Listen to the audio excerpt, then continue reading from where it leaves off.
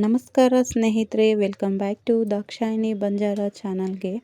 ಇವತ್ತಿನ ರೆಸಿಪಿ ಏನಪ್ಪ ಅಂದರೆ ಮಟನ್ ಸಾರು. ಇದನ್ನು ಯಾವ ರೀತಿ ಮಾಡೋದಂತ ಹೇಳಿ ನಿಮಗೂ ತಿಳಿಸ್ಕೊಡ್ತೀನಿ ಬನ್ನಿ. ನಾನೊಂದು ಅರ್ಧ ಕೆಜಿ ಮಟನ್ನ ತೊಗೊಂಡಿದ್ದೀನಿ. ಕ್ಲೀನಾಗಿ ತೊಳ್ಕೊಂಡು ಇಟ್ಕೊಂಡಿದ್ದೀನಿ. ಇವಾಗ ಸ್ಟವ್ ಮೇಲೆ ಕುಕ್ಕರ್ನ ಇಟ್ಕೊಂಡಿದ್ದೀನಿ. ಅದರಲ್ಲಿ ಸ್ವಲ್ಪ ಎಣ್ಣೆನ ಹಾಕ್ಕೊಳ್ತಿದ್ದೀನಿ. ಎಣ್ಣೆ ಕಾದ ನಂತರ ಒಂದು 2 ಈರುಳ್ಳಿನ ಹಾಕ್ಕೊಳ್ತಿದ್ದೀನಿ.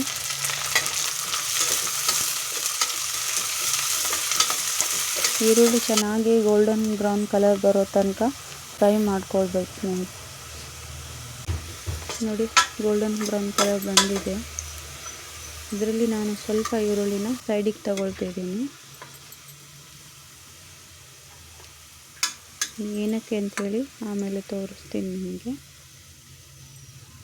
ಇವಾಗ ನಾವು ಅರ್ಧ ಕೆಜಿ ಮಟನ್ನ ತೊಳೆದಿಟ್ಕೊಂಡಿದ್ವಲ್ವ, ಅದನ್ನು ಇದರಲ್ಲಿ ಸೇರಿಸ್ಕೊಳ್ತಿದ್ದೀನಿ.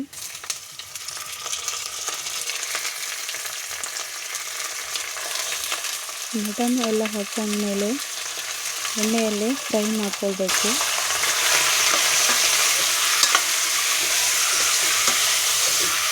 ಚೆನ್ನಾಗಿ ಫ್ರೈ ಮಾಡ್ಕೊಳ್ಳಿ. ಇವಾಗ ಇದಕ್ಕೆ ಸ್ವಲ್ಪ ಕಲ್ಲುಪ್ಪನ್ನು ಹಾಕ್ಕೊಂಡಿದ್ದೀನಿ ಮತ್ತು 1 ಸ್ಪೂನು ಅರಿಶಿನ ಪುಡಿನ ಹಾಕ್ಕೊಂಡಿದ್ದೀನಿ. ಹಾಕ್ಕೊಂಡು ಚೆನ್ನಾಗಿ ಫ್ರೈ ಮಾಡ್ಕೊಳ್ಳಿ.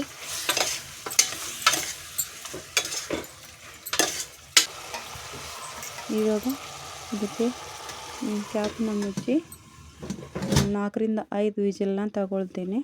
ಅಷ್ಟರಲ್ಲಿ ನಾನು ಮಸಾಲೆನ ರೆಡಿ ಮಾಡ್ಕೊಳ್ತೀನಿ.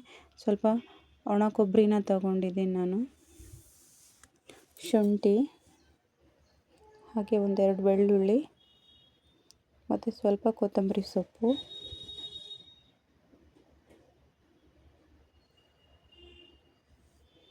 ಇದಕ್ಕೆ 4 ರಿಂದ 5 ಲವಂಗ, 10 ಮೆಣಸು ಮತ್ತು ಸ್ವಲ್ಪ ಚಕ್ಕೆ.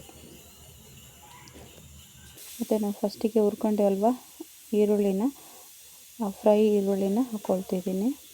ಹಾಕ್ಕೊಂಡು ರುಬ್ಕೋಬೇಕು ಸ್ನೇಹಿತರೆ. ನೋಡಿ, ರುಬ್ಕೊಂಡು ಇಟ್ಕೊಂಡಿದ್ದೀನಿ ನಾನು. ಇವಾಗ ಈ ಕಡೆ ವಿಜಿಲ್ ಆಗಿದೆ, ಚೆನ್ನಾಗಿ ಬೆಂದಿದೆ ಕೂಡ ಮಟನ್ನು. ಇವಾಗ ಇದಕ್ಕೆ 1-2 ಸ್ಪೂನು ಖಾರದ ಪುಡಿನ ಹಾಕ್ಕೊಳ್ತಿದ್ದೀನಿ. ನಿಮಗೆ ಎಷ್ಟು ಬೇಕೋ ಆ ಥರದ ಖಾರನ ಹಾಕ್ಕೊಳ್ಳಿ ನೀವು. ನೋಡಿ, ಖಾರ ಪುಡಿ ಹಾಕೊಂಡ್ಮೇಲೆ ಚೆನ್ನಾಗಿ ಫ್ರೈ ಮಾಡ್ಕೊಳ್ಬೇಕು. ಅದನ್ನು ಎಣ್ಣೆ ಎಲ್ಲ ಸೈಡಿಗೆ ಬಿಡ್ತಾ ಇರಬೇಕು, ಆ ಥರ ಫ್ರೈ ಮಾಡ್ಕೊಳ್ಳಿ. ಇವಾಗ ರುಬ್ಕೊಂಡು ಇಟ್ಕೊಂಡಿರುವ ಮಸಾಲೆನ ಹಾಕ್ಕೊಳ್ತಿದ್ದೀನಿ.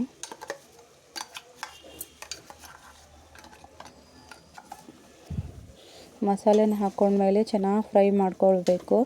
ಮಸಾಲೆ ಹಸಿ ವಾಸನೆ ಎಲ್ಲ ಹೋಗೋ ತನಕ ಫ್ರೈ ಮಾಡ್ತಾನೆ ಇರಬೇಕು.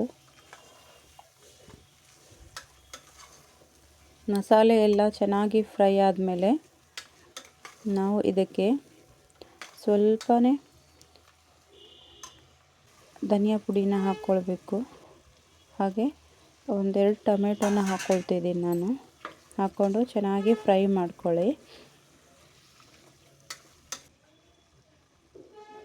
ನೋಡಿ, ಎಲ್ಲ ಎಣ್ಣೆ ಬಿಡ್ತಾ ಇದೆ ಅಲ್ವಾ. ಇವಾಗ ನಾವು ನೀರನ್ನು ಹಾಕ್ಕೊಳ್ಬೇಕು. ಗ್ರೇವಿನ ನಾವು ಗಟ್ಟಿ ಬೇಕಂದರೆ ಗಟ್ಟಿಯಾಗಿ ಮಾಡ್ಕೋಬೋದು, ಇಲ್ಲ ಸ್ವಲ್ಪ ನೀರು ಥರ ಬೇಕಪ್ಪ ಅಂದರೂ ಚೆನ್ನಾಗಿರುತ್ತೆ. ನಮಗೆ ಎಷ್ಟು ಬೇಕೋ ಅಷ್ಟು ನೀರು ಹಾಕ್ಕೊಳ್ಬೇಕು. ಇದಕ್ಕೆ ನೀರು ಹಾಕಿದ ಮೇಲೆ ಚೆನ್ನಾಗಿ ಬೇಯಿಸ್ಕೊಳ್ಬೇಕು.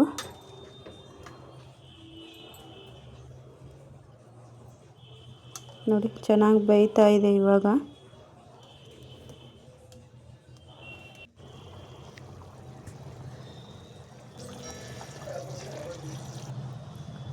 ಮಟನ್ ಸಾರು ಬೆಂದಿದೆಯಪ್ಪ ಅಂದರೆ ಈ ಥರ ಎಣ್ಣೆನ ಬಿಟ್ಕೊಳ್ತಾ ಬರುತ್ತೆ ಸಾರು.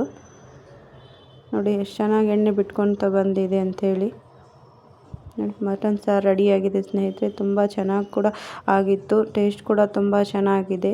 ಯಾರೆಲ್ಲ ನನ್ನ ವೀಡಿಯೋಸ್ನ ನೋಡ್ತಿದ್ದೀರೋ ಎಲ್ಲರೂ ಲೈಕ್ ಮಾಡಿ. ಹಾಗೆ ಯಾರೆಲ್ಲ ಸಬ್ಸ್ಕ್ರೈಬ್ ಮಾಡದೆ ನೋಡ್ತಿದ್ದೀರೋ ಸಬ್ಸ್ಕ್ರೈಬ್ ಮಾಡಿಕೊಂಡು ನೋಡ್ಕೊಳ್ಳಿ ಸ್ನೇಹಿತರೆ. ನೋಡಿ, ಇದನ್ನು ರೊಟ್ಟಿ, ಚಪಾತಿ, ಪೂರಿ, ದೋಸೆ, ಇಡ್ಲಿ ಹಾಗೆ ಅನ್ನಕ್ಕೂ ಚೆನ್ನಾಗಿರುತ್ತೆ ಸ್ನೇಹಿತರೆ ಈ ಮಟನ್ ಕರಿ.